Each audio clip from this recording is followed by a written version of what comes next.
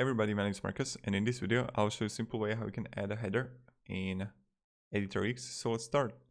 The first thing we want to do is just be in here on Editorx, and then just like click plus here on add elements and click here on sections. Then you're gonna see headers here, and what you want to do is just simply click header and it will automatically create a header here. Now you can delete the top one. Let's delete this one, and like okay, we can delete also this, and we're gonna have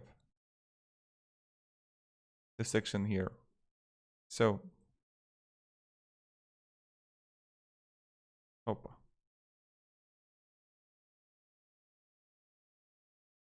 now you have option to easily change the menu, the text and design, and change the vector or the logo here. So these are the things that you can do. You can also make it bigger if you want to, and manage menu, and yeah, so this is pretty much how we do it, and this is how we can add a header. You can edit it as much as you want, adding the logo here, make it bigger, and that's pretty much it. So have a great day and good